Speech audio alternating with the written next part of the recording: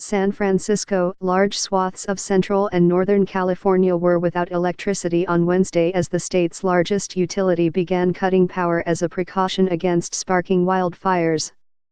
The utility, Pacific Gas and Electric, said that as of early Wednesday morning power had been cut to around 500,000 of the 800,000 customers who will be affected. Once fully implemented on Wednesday, the outages will span from the doorstep of Silicon Valley to the foothills of the Sierra. Extreme winds are expected on Wednesday and Thursday. Peak wildfire season has arrived in California, with a combination of high winds and low humidity creating conditions for potentially catastrophic fires. Sign up for our daily newsletter about news from California here. In San Jose, the country's 10th largest city, officials warned Wednesday morning that many traffic signals would go dark at noon, when the second wave of power cuts was due to take effect. Motorists will be left to navigate intersections on their own in most affected areas, officials said, a daunting prospect in a city that has gnarled traffic on the best of days. Avoid driving at all possible, Charles Jones, the vice mayor of San Jose, said in a news briefing. Kip Harkness, the city's deputy city manager, said he was most concerned about elderly residents and those who relied on medical equipment. He urged residents to check on their neighbors. This event can be very scary and it can affect a lot of people, Mr. Harkness said. PG&E estimates that 38,000 customers will be affected by the power outage in Santa Clara County, where San Jose is located. But an entire apartment building can be considered a single customer.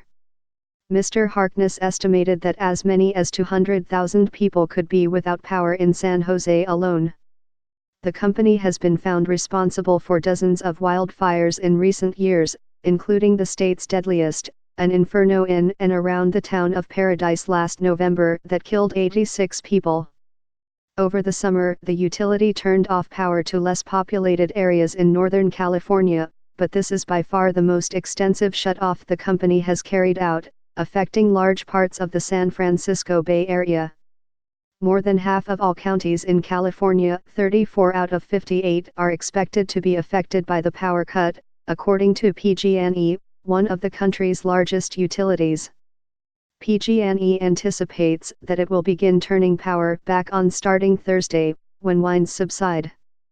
But re-energizing power lines is a tricky process, even after the winds subside. Sumit Singh, a PG&E vice president, said in a briefing Tuesday night that technicians will need to inspect every inch of line before restoring power. That could take as long as 5 days, he said. Shoppers emptied supermarket shelves of batteries, water, and other essentials on Wednesday while power was still on. The East Bay Municipal Utility District, a water utility, said its pumping capacity would be affected by the shut-off and urged its customers to minimize water use and turn off their irrigation systems. Cities are positioning traffic officers near large intersections to direct traffic. In Oakland, all police officers were ordered to report for duty on Wednesday. Officials said they were concerned about older residents with conditions that required medical equipment. Stores in Northern California reported higher than usual sales of gasoline generators over the summer. PG&E established around 30 facilities stocked with bottled water and outlets to charge electronic devices. The main mass transit systems serving the San Francisco Bay Area, BART and Caltrain, said they would maintain service. A number of schools in San Jose and Oakland said they would close for as long as there was no power. The University of California, Berkeley, canceled classes on Wednesday. PG&E, which filed for bankruptcy in January in the face of tens of billions of dollars in wildfire liabilities, has been repeatedly castigated and admonished by a judge overseeing an effort to improve the company's safety culture and remove vegetation near its electrical lines. The deliberate power cuts have been described by PG&E as a way to lower the risk of fire while the company proceeds with its vegetation trimming program. But by no means does it remove the risk of fires entirely. Climate change, years of drought, and the construction of houses and communities in wildland areas have all contributed to the spate of intense and deadly fires in California in recent years. In addition to electrical equipment, the direct causes of the fires have included lawn mowers, campfires, arson and, in one case, a man trying to plug a wasp's nest with a metal spike.